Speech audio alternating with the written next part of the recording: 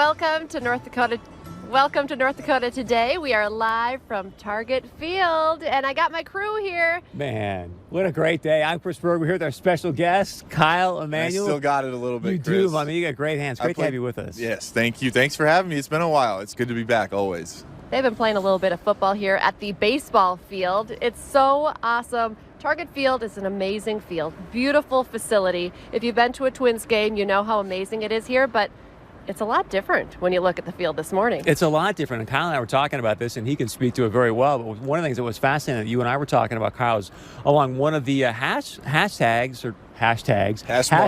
Thank you. I'm in Twitterverse right now. But it's all dirt from a field goal perspective. That might pose some challenges. Yeah, you're going down the left hash the entire. Basically from the 35-40 in, you're going to have to be kicking on dirt, and I think that's going to be a little bit of a storyline. Obviously, playing on dirt, and I never played on it, but I know guys who did, and I know falling on it is not ideal, and I think kicking on it is also different. So I think it'll be a little bit of a storyline early. I think the guys will adjust pretty easily though to it. The other thing that jumps out too, Lisa, is if you look at one of the cones for the end zone is right where home plate is. So I think it's going to be interesting to see as you get down to the end zone, because who knows how stable it is, especially after what happened in Winnipeg with the Packers-Raiders game. Right. So our coach is going to maybe run away from that pylon or not. We've got the head groundskeeper coming up, so it's going to be interesting to talk about. It's going to be very interesting. 4 or 5 days it took them. The Twins were here last Sunday. They had to dig out the pitcher's mound, so we're going to talk to him a little bit about that. I'm not sure if we're seeing any of the time-lapse video just yet, but a really cool transformation. Now, when you go to a baseball game here, there's 38,000 fans. With this football formation or this configuration, they say about 35,000 fans can be in here, and almost sold out. I think we're going to see a lot of green and gold in here. I think it's going to be similar to like a Frisco takeover. You're walking around town. I was actually walking around yesterday. Someone already saw me that I knew, and Bison fans are already here. So it's going to be awesome. I think the game day atmosphere is going to be special. I think it's something these guys are going to remember, and they're going to love playing here regardless of whether there's dirt or grass on the field. Yeah, I think the players are going to have to take it all in a little bit. They're leaving just today, I think, late this morning, so they're still in Fargo. They're going to be coming here. Yesterday, I actually got to tour the locker room that they are going to be in. It's the actual locker room that the Twins players are normally in. So I asked, I'm a Joe Mauer fan, even though he's not playing anymore. I was like, where was Joe Mauer's locker when he was here? So they cleared out all the Twins uniforms, all the Twins gear out of the locker room, and that's actually where the Bison football players are going to be. So that's a cool experience for them. I think it is. Now, so from my experience, I hope it's better for them. I think we were in the visitors' locker room, but we played in Oakland. The locker room was way too small, and that was only with 50 guys. So I hope it's big. I guess you were there, Lisa. Did it seem big enough? I've not been in a lot of football locker rooms. I think at least it'll be nice. I walked in there and I thought, is this going to smell like sweaty players, like stinky socks? It did not. Well, you see, baseball's only got beautiful. 25 guys on a roster, so you dress in. I think they're dressed in 70 tomorrow or something like that. I mean, in all fairness, you don't sweat a lot in baseball. It's not like football and hockey. You know what I mean? So it's a little bit different. Well, I don't know, Chris. It gets pretty warm out here under the sun. But here's what I want to know from you. I mean, this is a big setting. They got a lot of new players, new coach. You walk out to a new field like this in Target Field. What do you think is going through the minds of the players right now? I think the big thing is, and our coach, especially in the NFL, used to say this, it's good to just get out on the field. Get before the game. Get out there, kind of just get familiar with the atmosphere, get those nerves out, get those jitters out, and there's going to be some. But I don't think that's a bad thing. When we opened up at Kansas State, and it was a Friday night. It was hot. They were the Big 12 champions the year before. But it's one of those things, once the game starts and the pads start popping and you start hitting people, you forget about everything else, and you have to, and you lock in and you focus on your job, and it becomes just like any other game. And forget that you're at Target Field? Yeah, well, maybe not completely, okay. But a little bit. And how excited are you just to hit somebody else in a different color jersey? Oh, yeah. I mean, at this point, they've been hitting the same guy for a month, and there's probably a couple fights at practice if history holds true, and you're just ready. You're ready to play. You're ready to play an actual game and things to be live. And you put in a special request. I always like to know, and I don't think it's just because I'm a woman. I was like, what uniforms are they going to be wearing? And you got the scoop. I pulled in, yes. I called in a favor. Source? Oh, okay. A favor, yeah, an anonymous source. I think they're going with the traditional green jerseys and gold helmets. So I think the they'll be looking sharp out there for Target Field.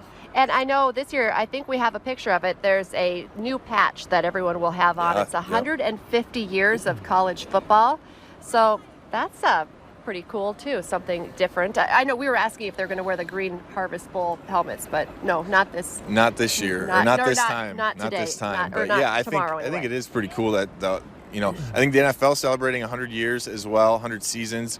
College football is celebrating 150. It's kind of cool to see it just, I think obviously probably everyone around the country is going to be wearing that patch. So that's cool. I also want to talk about this as well, because last night you got here a little bit late.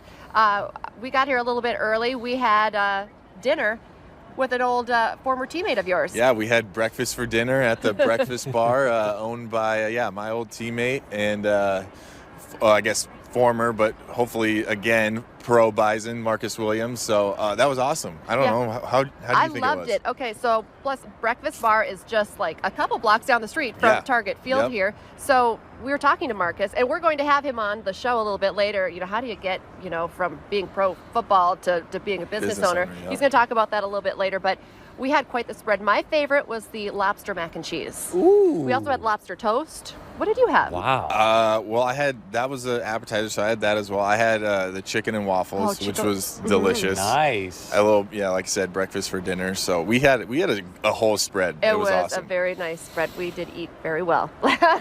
We wanted to try just a little bit of everything on the menu. It was kind of like Southern comfort food a little bit. I thought it was, and it was amazing. I think we'll talk about it later, but he's having some NDSU fans over before the game and things like that. Couple like a pre-party, post-party. Yeah, do you know some of the names? My former teammates will be there.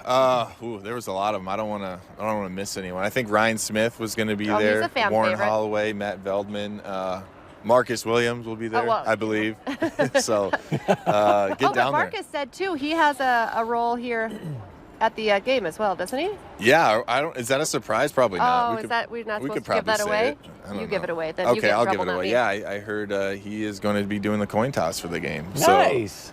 So I'm jealous. Yeah. I've always wanted to do a first pitch, and I never have. But Coach Ent's got to do one here. Marcus gets to do the coin flip. So. Well, we are at Target Field. We have some connections here. We got to see if we can get Kyle Emanuel to throw out a first pitch. First pitch before a football game.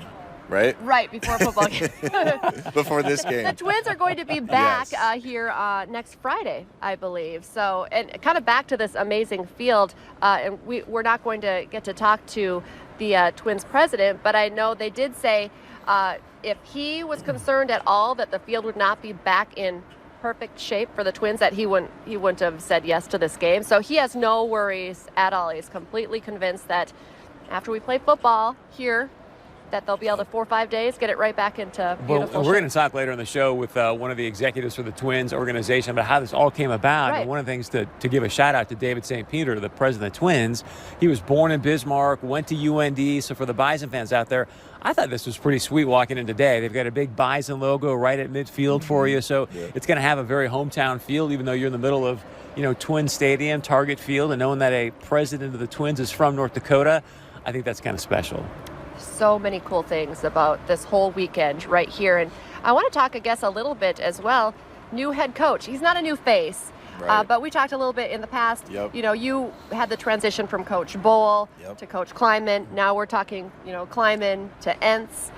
Do you think that's going to be a factor at all? So I think it's always unique when, especially you bring in a guy who's been around and he knows what has made NDSU successful. And I think that's why it's such a great hire by Matt Larson to bring in someone who's been around the program and knows why NDSU has been successful. And a lot of it doesn't have to do with X's and O's. And I think one of the things that kept Coach Entz around was Coach Kramer and that culture. But I think every new head coach will come in and they'll put a little twist on it, but they won't forget, what has made NDSU successful. So I'm looking forward to it. I'm excited for Coach Entz. I know he's been a long-time assistant, and, if anyone deserved that job, it was him. So I'm looking forward to it. I think I want to talk to Kyle about it. There's a big buzz. I talked to Senator Hoeven recently about this, but there's a big buzz about Trey Lance. You got the QB1 gig this week. I'm sure you've been watching him. Yep. What's your take? What are you hoping to see tomorrow? So the first time I saw Trey was actually last year. I was watching a game. With that new redshirt rule, they can they can play a couple of games and still redshirt. And I was like, who is this kid? And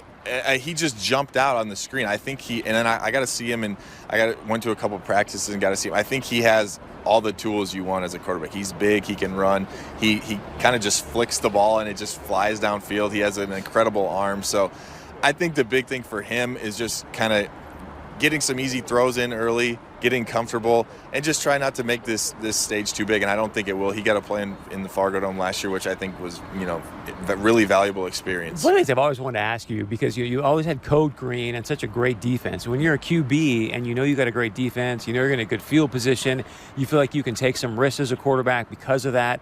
Is that part of the head coach's communications with the QBs, or is that in the back of some of the QBs' minds? They're like, hey, look, I can go throw a deep pick because I know I got a great defense. Yeah, well, I mean, a lot of times you throw a deep pick, it's as good as a punt. So I think his ability to take a couple shots, like I said, get some early easy throws in, but then maybe take some shots downfield, and that will open some things up for him. But, the offense and defense always works together. And if the offense can grind out some long drives, especially early, defense can come out and get off the field early.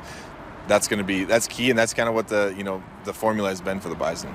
We have a great show planned. We're just getting started.